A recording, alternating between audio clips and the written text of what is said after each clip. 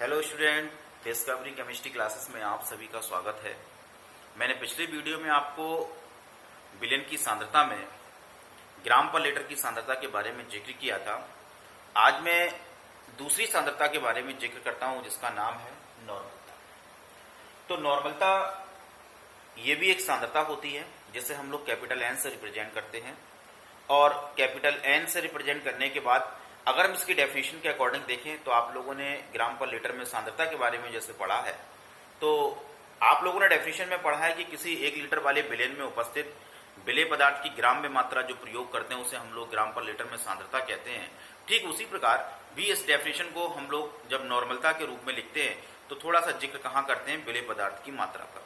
और इसमें विलेय पदार्थ की जो मात्रा का जिक्र करते हैं वो तुल्यांक संख्या के रूप में करते हैं। जैसे एक सिंपल सा मैं एक डेफिनेशन आपको बता रहा हूं, उसको ध्यान से सुनना। डेफिनेशन में दोनों में डिफरेंस क्या, बस ये देखना, और सिमिलरिटी क्या वो भी देखना कि जब किसी 1 लीटर वाले विलेन में उपस्थित विलेय की तुल्यांक संख्या उस विलेन की क्या कहलाती है, नॉर्मलता कहलाती है। और मैंने वहां डेफिनेशन क्या बोली थी, किसी 1 लीटर वाले विलेन में उपस्थित विलेय के ग्राम में मात्रा, यहां मैंने बोला विलेय की तुल्यांक संख्या उस विलेन की क्या कहलाती है, नॉर्मलता कहलाती है।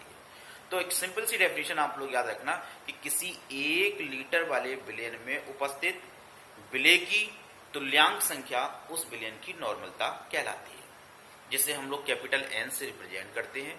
और कैपिटल एन के लिए जब हम लोग फॉर्मूला लिखते हैं तो नॉर्मलता बराबर हम लोग क्या पढ़ते हैं, विलेय पदार्थ की तुल्यांक संख्या बटे आयतन लीटर में।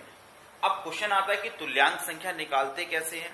तो तुल्यांक संख्या को निकालने के लिए हम लोग जब इसका जिक्र करेंगे तो तुल्यांक संख्या बराबर क्या होगा, पदार्थ का भार ग्राम में बटे तुल्यांकी भार। और इस तुल्यांक संख्या के मान को उठाकर आप तुल्यांक संख्या के स्थान पर रख देंगे तो नॉर्मलता का फॉर्मूला हमारा क्या बनेगा, विलेय पदार्थ का भार ग्राम में बटे तुल्यांकी भार गुणे आयतन लीटर में। जिसे सिंबल के रूप में लिखें तो नॉर्मलता को किससे रिप्रेजेंट करते हैं, कैपिटल एन से। कैपिटल एन बराबर डब्ल्यू इन जी बटे capital E into V in litre. मात्रक के रूप में देखें तो क्या लिखेंगे, इसका मात्रक तुल्यांक संख्या पर लीटर। इसे ही हम लोग कहते हैं विलेन की नॉर्मलता। तो बिल्कुल सिंपल सी बात है, समझना, ये कोई कठिन नहीं होता है कि नॉर्मलता कैसे निकालते हैं, मूलरता कैसे निकालते हैं, ये कोई कठिन नहीं है, सिंपल सा है। डेफिनेशन पर थोड़ा सा ध्यान रखिए और डेफिनेशन को बोलने की कोशिश कीजिए कि किसी 1 लीटर वाले विलेन में उपस्थित विलेय पदार्थ की तुल्यांक संख्या विलेन की नॉर्मलता कहलाती है। मैंने क्या बताया, किसी 1 लीटर वाले विलेन में उपस्थित विलेय पदार्थ की तुल्यांक संख्या विलेन की नॉर्मलता कहलाती है, जिसे कैपिटल एन से रिप्रेजेंट करते हैं। मैं एक छोटा सा एग्जांपल इसको समझाना चाहता हूं। जो मैंने फॉर्मूला लिखा है इस पर आधारित देखो, मैं एक छोटा सा क्वेश्चन समझाऊंगा और उस वैल्यू को आप रखिए, रखने के बाद इसका आंसर निकालिए। तो एक सिंपल सा मान अगर हम यहां पर देखें, जैसे मैंने यहां पर क्वेश्चन लिया कि 40 ग्राम मैंने लिया NaOH को 250 ml जल में घोला। 40 ग्राम NaOH को 250 ml जल में घोला तो विलेन की नॉर्मलता क्या होगी। तो सबसे पहले मैंने क्या बताया, यहां पर विलेय पदार्थ देखो, और विलेय पदार्थ हमारा क्या है, NaOH।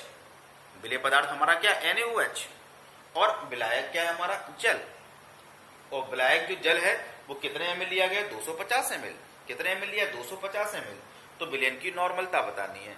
तो भाई देखो NaOH हमारा अम्ल की क्षार है, तो भाई अम्ल और क्षार का तुल्यांकी भार आप लोगों को निकालना आना चाहिए।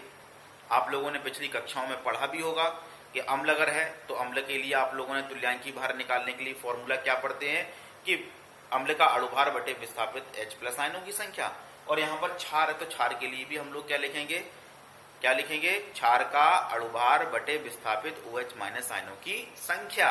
और जैसे ही हम लोग डिवाइड करेंगे तो देखो यहां से एक OH निकल रहा है, इसके अणुभार में 1 से डिवाइड करेंगे तो इसका तुल्यांकी भार 40 आ जाता है।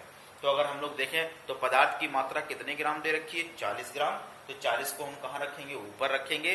तुल्यांकी भार भी 40 है और 250 ml अगर दिया गया है तो भाई 250 और ऊपर हम 1000 से मल्टीप्लाई करेंगे तो 40 से 40 कैंसिल हो जाएगा।